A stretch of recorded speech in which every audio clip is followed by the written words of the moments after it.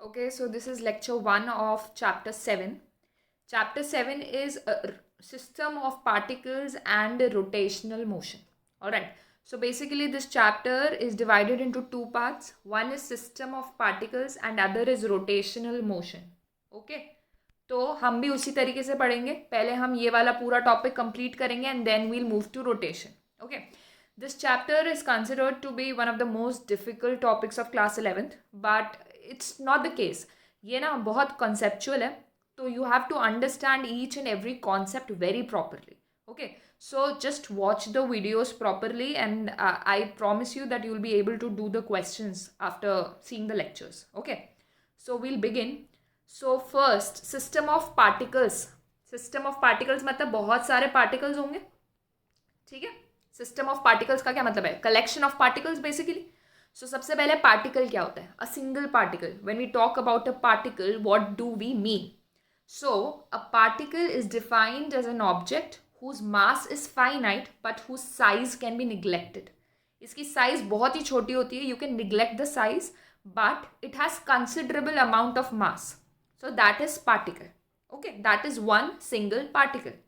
Now when we talk about the system of particles, then so system of particles में क्या है? It is a collection of large number of particles which mutually interact with one another. A body of finite size can be considered as a system of particles because it's composed of large number of particles interacting with one another. ठीक है, तो basically अगर आप किसी finite size का object लेते हो तो उसमें ऑब्वियसली बहुत सारे पार्टिकल्स होंगे जो आपस में इंटरैक्ट कर रहे होंगे, आपस में फोर्सेस अप्लाई कर रहे होंगे. ठीक है, तो ये जो पार्टिकल का सिस्टम है, जो पार्टिकल का कलेक्शन है, that is known as system of particles. Is this clear? Okay. Okay, now the forces. When we talk about forces, there are two forces. One is internal and one is external. All right. So what is internal forces? The mutual forces exerted by the particles of a system on one another. ठीक है, एक system में बहुत सारे particles हैं. ये particles क्या करते हैं? एक दूसरे के ऊपर फोर्स अप्लाई करते हैं. ठीक है, एक दूसरे के ऊपर equal and opposite forces apply करते हैं. So these are internal forces. ठीक है, these forces are responsible for holding together the particle of a single object. इन्हीं forces की वजह से जो आपका पार्टिकल है वो एक सिंगल ऑब्जेक्ट की तरह होल्ड किया हुआ है. ठीक है, द सिस्टम ऑफ.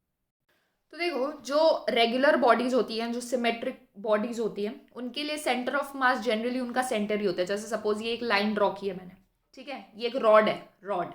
ठीक है, इसका centre of mass will be the central point. अगर मैं एक इक्विलेटरल ट्राइंगल ड्रॉ करती हूँ तो ये जो सेंट्रॉइड होगा वो ही उसका सेंटर ऑफ मास होगा. ठीक है, एक स्क्वायर ड्रॉ करती हूँ तो उसका सेंटर ऑफ मास यहाँ पे होगा, है ना, अगर इक्वली मास डिस्ट्रीब्यूशन है, इक्वल मास डिस्ट्रीब्यूशन है तो. ठीक है, तो देखो मैं क्या पॉइंट बताना चाह रही हूँ. सपोज एक ही यूनिफॉर्म रॉड है जिसमें जो मास डिस्ट्रीब्यूशन है दैट इज यूनिफॉर्म, तो इसका centre of mass will be here in this point.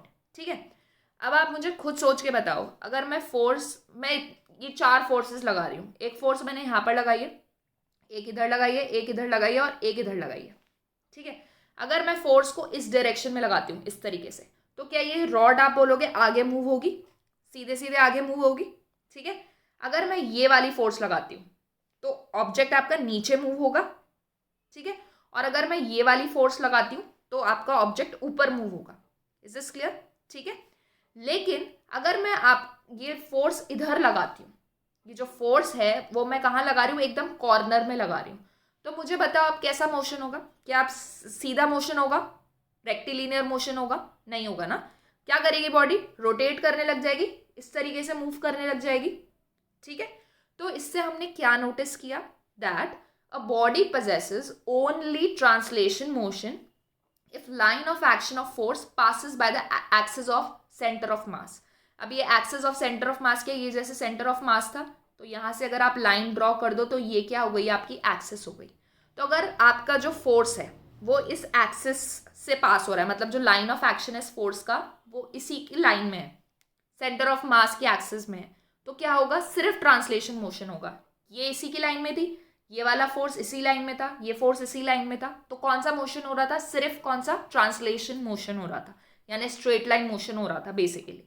लेकिन जब हमने फोर्स इधर अप्लाई करी तो बॉडी क्या करने लगी? रोटेट. ठीक है, तो क्लियर है ये point, that a body will possess only translation motion if line of action of force passes by the axis of center of mass. Is this clear? ठीक है. Okay, now concept of CM मतलब centre of मास. देखो, centre of mass is a mathematical concept, therefore it is not always necessary that center of mass is on the body always, that is it might be outside. ठीक है, मतलब मैंने तुम्हें starting में ही बताया था कि सेंटर ऑफ मास क्या होता है, it is a point where the mass is suppose to be concentrated. ये जो वर्ड है that's very important, you just supposing it कि इस तरीके से होता होगा.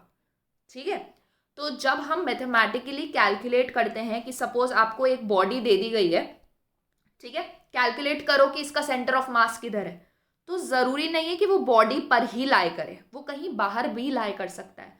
फॉर एग्जाम्पल, अगर मैंने क्या बोला कि जो सिमेट्रिक बॉडीज़ हैं उसका जो पर्टिकुलरली सेंटर होगा वही उसका सेंटर ऑफ मास होगा. ठीक है, तो अगर मैं एक रिंग ले लूँ तो इसका सेंटर तो यहाँ पर आ रहा है, मतलब इसका सेंटर ऑफ मास भी यहीं पर होगा. ठीक है, लेकिन यहाँ पे तो कोई मास नहीं होता ना. But mathematically what did we get? We get that center of mass is here in the center where there is no mass. Okay, so center of mass possible है कि it lies outside the body because it's a concept. All right, we are just solving it. Clear? Okay, so this is center of mass. Now next is center of gravity. जिस तरीके से हमने center of mass पढ़ा, एक concept था, center of gravity भी उसी तरीके से है. Difference क्या होता है दोनों में? देखो, centre of mass is a point where entire mass of the body is assumed to be concentrated, जहां पे मास कॉन्सेंट्रेटेड हो रहा है. ठीक है, but centre of gravity is a point where entire weight of the body is assumed to act. Weight और mass में difference पता है ना, mass is the amount of matter and weight क्या होता है, weight is the force which is applied at that point, that is your weight. ठीक है, तो सेंटर ऑफ मास कहा था जहां पे मास कॉन्सेंट्रेटेड है, एंड सेंटर ऑफ ग्रेविटी कहाँ पर है, जहाँ पे वेट कॉन्सेंट्रेटेड है. मतलब हम ऐसा मान सकते हैं कि एक ऐसा पॉइंट है जहां पर सारे का सारा फोर्स वहीं पर एक्ट कर रहा है, सारा का सारा फोर्स क्या कर रहा है, वहीं पर एक्ट कर रहा है.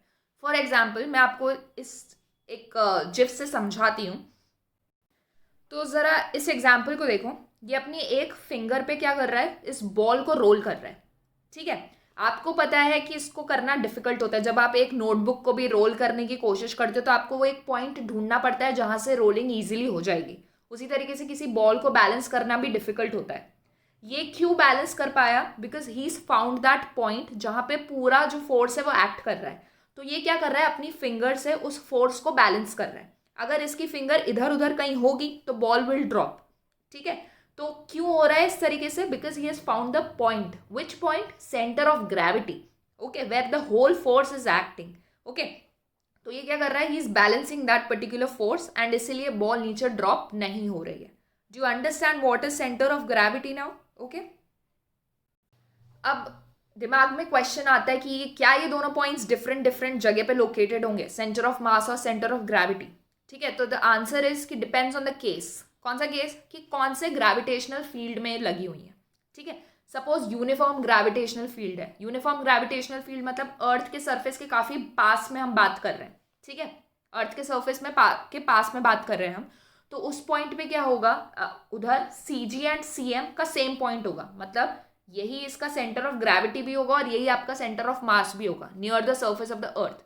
Okay, so in case of very extended object, CM and CG will not coincide. ठीक है, example mount Everest, CG lies a little below it's CM.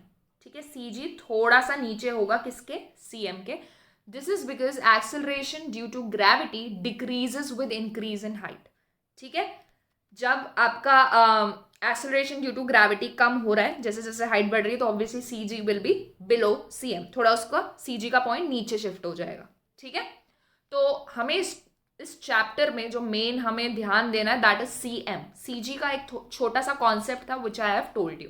ठीक है, अब हमारे पास क्वेश्चंस आएंगे कि हम सेंटर ऑफ मास कैसे फाइंड आउट करेंगे किसी भी ऑब्जेक्ट का. ओके, तो अभी हम दो सिस्टम का कंसिडर करते हैं, फिर हम जनरलाइज कर देंगे.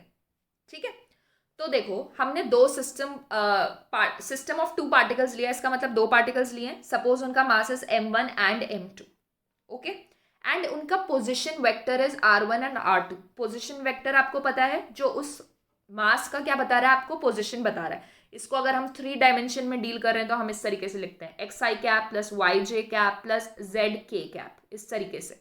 एक ही है, अगर एक ही एक्सिस है, एक ही डायमेंशन है तो एक्स आई कैप, दो है तो आई कैप जे कैप, तीन है तो आई कैप जे कैप के कैप, ठीक है। इस तरीके से हम किसी भी ऑब्जेक्ट का पोजिशन बताते हैं, ओके। सो अभी हमें नहीं पता कि जो आपका मास है वो कौन से डायमेंशन में है, तो we'll consider it to be in the 3 dimensional space, है ना। तो उसका position vector we are taking to be r1 and r2। तो m1 का जो पोजिशन है इट इज r1, m2 का पोजिशन इज r2। तो जो उनका सेंटर ऑफ मास होगा हमको उसका पोजिशन निकालना है, तो let it be capital R vector, ठीक है। वेक्टर होगा कैपिटल R, हम इसे अज्यूम कर रहे हैं। डेफिनेटली वो जो पॉइंट होगा वो इन दोनों की एक्सिस के बीच में ही कहीं लाई कर रहा होगा, on the line joining between them, ठीक है। तो उसका फॉर्मूला क्या होता है, it is r cap is equal to m1 r1 plus m2 r2 upon m1 plus m2। मतलब जो मास ले रहे हो उसको उसी के पोजीशन वेक्टर के साथ मल्टीप्लाई कर दो और ऐड कर दो, divided by total mass. So m1 r1 plus m2 r2 upon m1 plus m2, ठीक है। तो if bodies are of equal masses, equal mass की हो गई मतलब m1 m2 is equal to m, तो ऊपर क्या हो जाएगा m r1 plus m r2 upon m plus m, यानी ऊपर से m कॉमन आ गया, r1 plus r2 upon 2m। तो ये कितना आ जाएगा r1 प्लस r2 बाय 2। इसका मतलब क्या हुआ कि अगर कोई ऐसे बॉडी लाई कर रही है तो उनके बीच का जो पॉइंट है वहीं पर सेंटर ऑफ मास होगा, ठीक है। इस तरीके से ये इक्वल मासेस है तो उनके बीच में कहीं सेंटर ऑफ मास होगा, that is for sure, okay. If bodies are of unequal masses then centre of mass will be closer to the heavier one, ठीक है। अगर ये 2m है, ये m है, तो ऑब्वियसली सेंटर ऑफ मास इधर किधर होगा, ठीक है। अगर मैं यहाँ पर 3m ले लेती हूँ, यहाँ पे मैं m लेती हूँ, तो ऑब्वियसली इधर 3m के पास होगा, तो जो हैवी ऑब्जेक्ट होगा उसके पास में सेंटर ऑफ मास शिफ्ट कर देगा। क्लियर है, okay. So that was about two particles. लेकिन हमने तो सिस्टम ऑफ पार्टिकल्स पढ़ा है and we know that system of particles में तो कितने भी हो सकते हैं। So we are extending the same result for n number of particles, okay. तो उधर हमने क्या लिखा था, m1 r1 plus m2 r2 upon m1 plus m2, इस तरीके से लिखा था। मतलब बेसिकली जो मास होगा उसको उसके पोजिशन वेक्टर से मल्टीप्लाई कर दो, तो उसको एक्सटेंड कर लो, n अगर पार्टिकल्स है तो m1 r1 plus m2 r2 plus m3 r3 till mn rn divided by m1 plus m2 till mn। समझ आ गई बात, ठीक है। नेक्स्ट आता है कोऑर्डिनेट्स ऑफ सेंटर ऑफ मास। तो देखो जब आप पोजीशन r वेक्टर लिखते हो, पोजीशन वेक्टर लिखते हो, तो उसमें आपके पास x कोऑर्डिनेट आता है, y कोऑर्डिनेट आता है और z कोऑर्डिनेट आता है। अगर मुझे इन कोऑर्डिनेट्स को अलग अलग निकालना है, देखो r, ये जो आप पोजीशन वेक्टर सेंटर ऑफ मास का लिखने वाले हो वो किस तरीके से लिखोगे, एक्स आई कैप प्लस वाई जे कैप प्लस जेड के कैप। तो ये आपको एक्स वाई जेड निकालना पड़ेगा ना, मतलब कोऑर्डिनेट वाइज ही तो निकालोगे, ठीक है। तो देखो किस तरीके से करेंगे, बहुत ईजी है। अलॉन्ग एक्स एक्सिस आपने क्या पढ़ा था, आपने normal formula m1 r1 plus m2 r2 and so on पढ़ा था ना। अगर आप सिर्फ एक्स एक्सिस के अराउंड कंसिडर कर रहे हो तो r1 की जगह सिर्फ x1 होगा, r2 की जगह x2, rn की जगह xn, ठीक है। उसी तरीके से y एक्सिस के अराउंड कंसिडर कर रहे हो तो m1 y1 plus m2 y2 till mn yn upon this. z axis के लिए कंसिडर कर रहे हो तो m1 z1 plus m2 z2 till mn zn upon total mass. Is this clear? So this is the formula for coordinates of center of mass. And once you get the coordinates, तुम्हें पूरा position vector पता चल जाएगा, ठीक है। तो इसके numericals are also very easy. देखो two bodies of mass 1 kg and 2 kg are located at point 1, 2 and -1, 3. Locate the system of two particles. Locate the center of mass. ठीक है। तो देखो दो कोऑर्डिनेट्स में हम डील कर रहे हैं, मतलब जो पोजीशन वेक्टर निकलेगा सेंटर ऑफ मास का उसमें भी दो ही कोऑर्डिनेट्स होंगे, ठीक है। तो क्या करो, m1 लिख दिया, m2 लिख दिया। अब हम सबसे पहले x कोऑर्डिनेट फाइंड आउट करेंगे। तो x1 आपका 1 है, x2 आपका -1 है, ये 1 आया, ये -1 आया। x कोऑर्डिनेट निकालने का तरीका क्या था, m1 x1 plus m2 x2 upon m1 plus m2, ठीक है। तो 1 - 2 upon 3 that is -1/3, okay. And y coordinate निकालना है तो y1 इज 2, y2 इज 3. ये फॉर्मूला लगाओगे m1y1 plus m2y2 upon m1 plus m2, 8/3. Clear है? ठीक है. So next question. 2 points of mass m and 3m are located at a distance of L. Find the center of mass.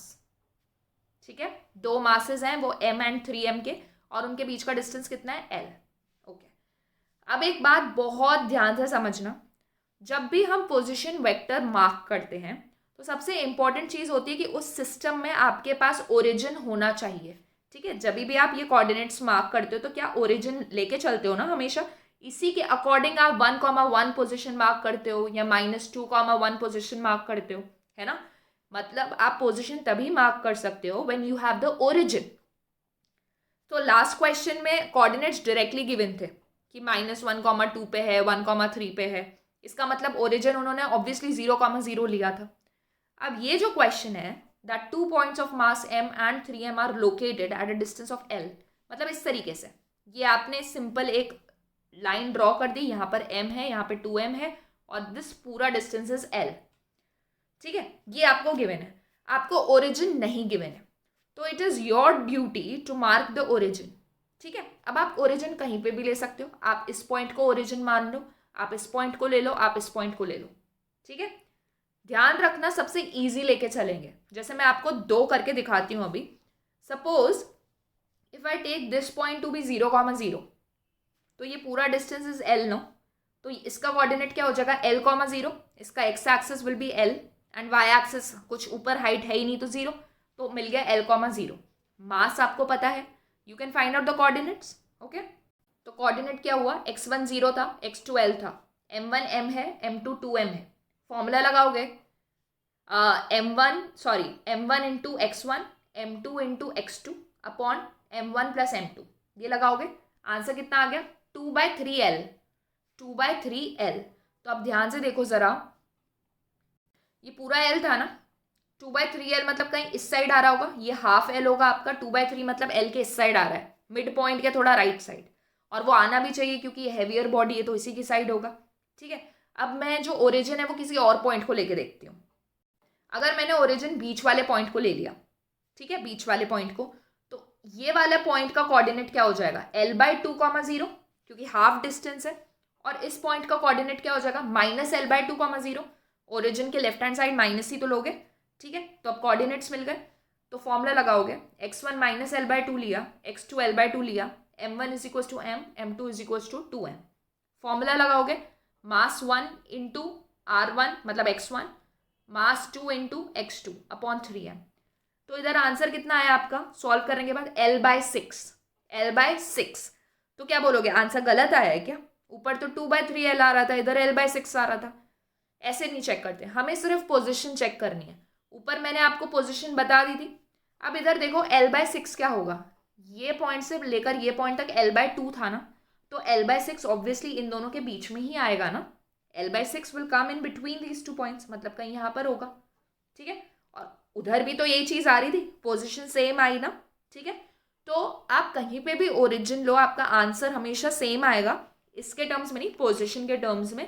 बस आपको ये select करना है कि आपकी कैलकुलेशन सबसे ईजी हो. ठीक है. तो देखो 2-3 क्वेश्चंस और करते हैं इस टाइप के. अब ये स्क्वायर पे हैं, 4 ऑब्जेक्ट्स हैं, m, m, 2m, 2m, और इस स्क्वायर का साइड इज a. ठीक है. तो आपको centre of mass find out करना है. ऑब्वियसली एक पॉइंट को ओरिजिन लेना पड़ेगा, किसी भी पॉइंट को ले सकते हो. अगर आप इधर बीच में ओरिजिन लेने लगे तो ये कोऑर्डिनेट्स मार्क करने में थोड़ी डिफिकल्टी होगी. तो बेसिकली क्या किया करो, किसी भी एक कॉर्नर पॉइंट को क्या लो, ओरिजिन ले लो. तो ये पॉइंट आप क्या मार्क कर लो, 0,0. अगर आपने ये पॉइंट 0,0 मार्क कर दिया तो this point will be a,0, this point will B a,a and this point will B 0,a. ठीक है. इस तरीके से अगर आपको सारे पॉइंट्स अब मिल गए तो you can directly apply the formula. ठीक है. तो m1 आपका मास 1 is m, m2 is m, m3 is 2m and m4 is 2m. हम कैलकुलेट कर रहे हैं इसका x कोऑर्डिनेट. तो x1 था 0, x2 is a, x3 is a, x4 is 0. Direct formula लगाना है, m into 0, m into a, 2m into a, 2m into 0/6m, you will get it to be a/2. ठीक है. Formula लगाना है, आप pause करके खुद ट्राई करो इसे. ओके. तो x coordinate comes out to be a/2. X coordinate मिल गया, अब वाई कोऑर्डिनेट भी निकाल ले, ठीक है। तो देखो y1 is 0, y2 is 0, y3 is a, y4 is a। Formula apply करोगे, you will get answer to be 2a/3, 2a/3। तो आपका आंसर कितना आ गया, a/2 comma sorry a/2 comma 2a/3, 2a/3 आया था ना, चेक कर लेना ऊपर कितना आया था। तो वो आपका सेंटर ऑफ मास होगा। Is this clear? Okay, so this is the last question. I am not solving it, मैं आपको हिंट दे रही हूँ, you should do it on your own. Locate centre of mass of 3 particles which are arranged to the vertices of equilateral triangle of side a. अब ये क्या है, इनकी साइड क्या है, साइड ए है। ओके, अब एक पॉइंट को ओरिजिन लेना पड़ेगा, तो the best is to take this as origin, 0,0। So this point will be a,0। अब बचता है ये पॉइंट, ठीक है, ये पॉइंट बचता है। अब ये तो दिख रहा है कि एक्स एक्सिस इसका a/2 होगा, वाई एक्सिस का कैसे निकालोगे कोऑर्डिनेट? पाइथागोरस थ्योरम अप्लाई कर सकते हो, पाइथागोरस थ्योरम अप्लाई करके you can find out this distance and you will get the coordinate, उसके बाद अप्लाई द फॉर्मूला, ठीक है। तो बहुत ईजी क्वेश्चन आते हैं, तुम्हें टेंशन लेने की कोई ज़रूरत नहीं है, बस देख लो कि एक्स कोऑर्डिनेट सारे इकट्ठे कर लो, वाई इकट्ठा कर लो, सारे मासेस लिख लो and directly apply the formula, that's it. Okay.